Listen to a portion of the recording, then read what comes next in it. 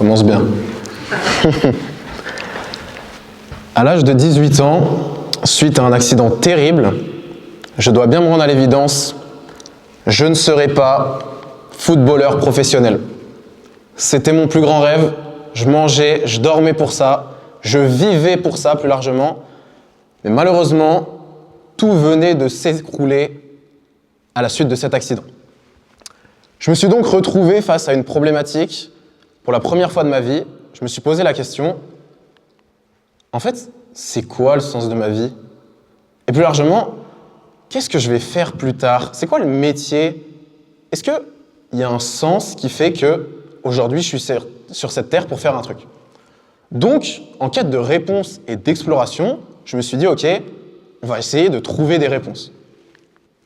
Pour commencer, je me suis dit, allez, on va partir à l'aventure, on va partir en voyage et on va faire des trucs sans argent. Donc peut-être que certains d'entre vous l'ont vu, je suis allé à Dubaï sans argent, qui était une expérience fabuleuse. J'ai fait autre chose, j'ai fait un défi qui s'appelait SDF tout millionnaire, pareil, toujours dans cette quête de se challenger et d'avoir des réponses. Je suis allé à la fac, en éco-gestion, mais ça ne m'a pas plu, donc j'ai arrêté, toujours pas de réponse. J'ai intégré la mafia, mais pareil, ça ne m'a pas trop plu, ça ne payait pas très bien. N'appelez pas la police, hein, c'est un airsoft. Je fais de la méditation aussi, histoire de voir si en moi j'avais des réponses, des trucs qui allaient sortir, qui allaient se révéler. Mais pas grand-chose, hein. J'ai fait du montage vidéo, je suis devenu monteur en freelance, graphiste, je fais des vidéos aussi sur YouTube, et je trouve des choses, mais pas les réponses que j'attends.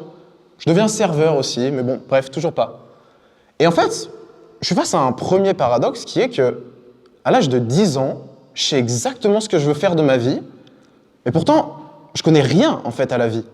Et j'ai 20 ans cette fois, j'ai expérimenté plein de choses, vécu plein de choses, mais j'ai beaucoup moins de réponses en fait. Je suis un peu comme Orelsan, j'avais prévu de mettre le morceau, mais il m'a dit que c'était un peu galère, qui dans un de ses morceaux dit « Putain, plus j'avance, plus je grandis, plus je comprends rien ». C'est exactement la situation dans laquelle je me trouve. Et j'ai 20 ans. Heureusement, un jour, je suis à Bordeaux, avec un ami à moi qui s'appelle Christopher Laquiès, qui est philosophe, que j'embrasse. Et on est en terrasse, en train de boire un café, et je lui explique cette problématique. Je lui dis, je trouve pas le sens de ma vie, vraiment, j'y arrive pas. Et il me dit, tu sais, Dali, tu peux pas perdre quelque chose que tu n'as jamais eu. Ok, intéressant.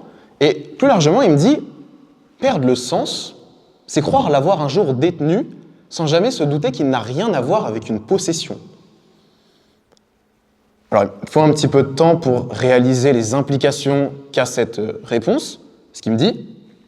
Mais c'est vrai qu'en fait, quand je prends du recul, certes, à l'âge de 10 ans, j'avais un rêve, je voulais devenir footballeur, mais qui a dit que c'était le sens de ma vie et qui a dit que je l'avais trouvé en fait? Personne, à part moi et ma mémoire, peut-être, qui me joue des tours. En fait, je prends bien conscience que je n'ai pas perdu le sens de ma vie parce que je ne l'ai jamais eu. Et plus largement, je comprends que, en fait, je ne sais même pas ce que je cherche. Parce que le sens de ma vie, c'est pas un truc qui se possède. Je ne peux pas prendre le sens de ma vie, le ranger dans mon frigo et me dire, ça y est, je l'ai trouvé, let's go, hop, nouvelle mission. C'est pas possible, ça ne marche pas. Donc, ça par contre, ça va m'aider. Ça va m'aider dans ma quête de sens et ça va me donner une piste de réflexion intéressante. Ce grand monsieur, il s'appelle Alan Watts. Il a écrit des livres fantastiques, il a des belles conférences aussi sur YouTube, notamment un qui s'appelle « L'éloge de l'insécurité ». Et dans celui-ci, il explique qu'en fait, c'est impossible de fabriquer de la fixité à partir d'un flux en constant changement. Cette phrase, elle est très importante. Si vous prenez une rivière et que vous décidez de la figer, de la fixer, en fait, ça devient une piscine, une grande piscine. Un lac, plutôt un lac. Mais en tout cas, c'est plus une rivière, parce que vous l'avez figée. Donner un sens à quelque chose, c'est comme lui donner une définition. C'est le figer. Sauf que là, on a un vrai premier problème, qui est que on ne peut pas figer la vie. Par définition, comment est-ce qu'on sait quelque chose est vivant ou est mort? Comment est-ce qu'on distingue d'un vivant d'un mort? Est-ce qu'il bouge? Est-ce qu'il respire? Est-ce qu'il est capable de produire quelque chose, de se mouvoir. La vie, c'est en réalité du changement permanent. Et donner du sens à votre vie, ça signifie la figer et partir du principe que ça ne changera jamais en fait. Mais ça, c'est pas possible. Et donc, si je reviens sur l'exemple de moi petit qui veut devenir footballeur professionnel et qui a l'habitude et qui a cru, ou qui a l'impression en tout cas que c'est le sens de sa vie, il n'accepte pas le fait qu'un jour ça puisse changer. Donc il rentre en adéquation avec la vie. Et c'est pas possible d'avoir un sens de sa vie qui n'est pas en accord avec la vie. Et plus largement, nous les humains sommes en constant changement et en constante évolution. Donc donner un sens à sa vie, on voit bien que c'est pas possible. Je n'ai pas accepté le changement comme si ça devait être comme ça et pas autrement. Moi, Dali, je serai footballeur professionnel et puis c'est tout. C'est pour ça que Descartes a cette phrase magnifique qui dit « changer ses désirs plutôt que l'ordre du monde ». Et c'est là où je me suis trompé. J'ai voulu changer l'ordre du monde en disant que ça serait comme ça et pas autrement, au lieu de modifier mes désirs par rapport à ce que m'avait donné le monde et le processus itératif face auquel j'étais confronté. Arnold Schwarzenegger, c'est un exemple que j'aime bien, parce que si vous lui demandez « Arnold, c'est quoi le sens de ta vie ?» il ne vous dira pas « c'est d'être l'homme le plus musclé du monde », parce qu'il ne l'est plus. Il ne vous dira pas non plus que c'est de devenir un acteur hollywoodien, parce qu'il ne l'est plus. Quoique, il a repris sa carrière, mais bon, bref. Il ne vous dira pas non plus que c'est de devenir un homme politique, parce qu'il ne l'est plus. Donc moi, Arnold, je lui ai écrit sur Instagram, je lui ai dit « c'est quoi le sens de ta vie ?» Et ça tombe bien, mesdames et messieurs, Arnold Schwarzenegger.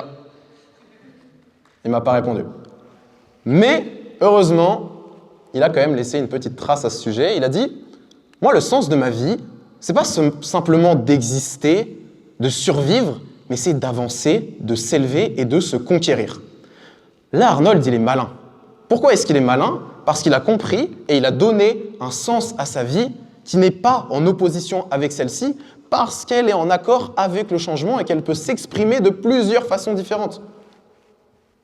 Et oui, parce que quand il est bodybuilder, il est en phase avec cette idée selon laquelle il avance et s'élève.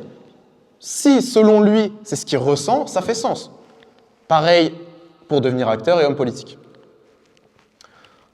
En fait, je comprends qu'au lieu de chercher un sens spécifique à ma vie, une sorte de réponse inébranlable qui fait que je suis rassuré, mon cortex singulaire antérieur me dit « merci frérot ».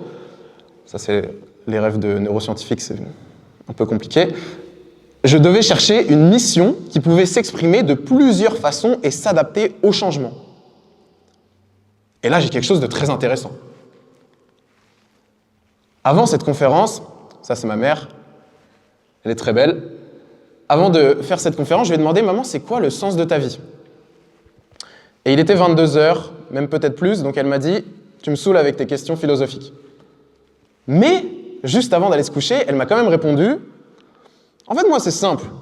Le sens de ma vie, et plus largement ma mission, c'est d'être utile. » Et quand j'ai entendu ça, j'ai trouvé que c'était un petit peu décevant, parce que moi, je voulais quelque chose de plus fort, peut-être de plus profond, mais en réalité, c'est largement suffisant. Parce que ça, c'est une mission qui permet l'expression de plusieurs façons différentes. Comment est-ce qu'elle fait ça aujourd'hui? Elle est psychologue, elle prend soin de son corps, elle aime discuter avec les gens, elle prend soin de nous, elle est dans l'éducation, dans la transmission, bref, elle a trouvé des médiums qui permettent d'exprimer cette mission, qui sont en phase avec ça. Je t'ai vu là-bas bailler. T'inquiète pas, on arrive à quelque chose d'intéressant. La question c'est, et maintenant c'est ce que je me suis posé, au lieu de me dire c'est quoi le sens de ma vie, plus largement, ou plus spécifiquement plutôt, c'est quoi ma mission? C'est largement suffisant en fait. Et donc, j'ai trouvé une réponse. Ma mission c'est d'essayer de rendre les autres meilleurs, dont moi. Comment je fais ça aujourd'hui? Je fais du sport, je fais des vidéos sur YouTube, mais en fait, la manière dont ça s'exprime n'a pas beaucoup d'importance. Moi, j'attendais à ce qu'un jour, le sens de ma vie me tombe dessus et qu'on me dise « Dali, tu seras boulanger et t'inquiète pas, c'est Dieu, il a choisi pour ça, fais-lui confiance. Il a choisi pour toi, c'est bon. » Mais ça, c'est illusoire en fait. Ce qui compte, c'est surtout de trouver une mission Et après, la manière dont vous l'exprimez n'a pas beaucoup d'importance. Je pourrais être paysagiste et ça ferait l'affaire, en fait. Je pourrais vendre des vêtements que j'estime être de qualité, ça ferait l'affaire. Je pourrais être banquier, peut-être pas banquier, je pourrais être jardinier, ça marcherait très bien aussi.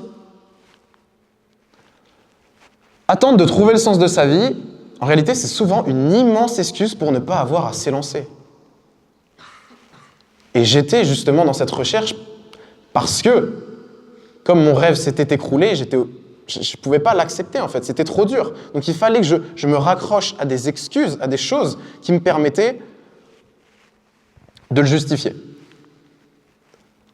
Albert Camus, il a écrit un essai philosophique qui s'appelle Le mythe de Sisyphe, dans lequel il raconte l'histoire du personnage principal qui est donc Sisyphe, qui est condamné à quelque chose d'assez terrible, c'est que toute sa vie, il va devoir porter une pierre super lourde tout en haut d'une montagne, et quand il arrive, hop, elle tombe, et il doit recommencer.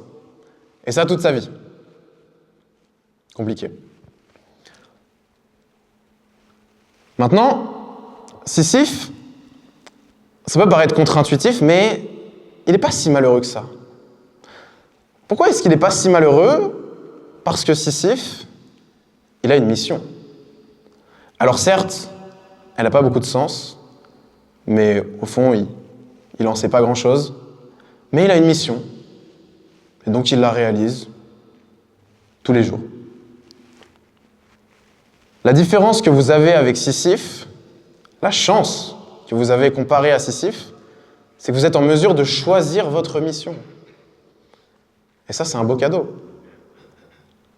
Eugène Ionesco, il a une phrase que j'adore qui dit que les questions éclairent plus que les réponses.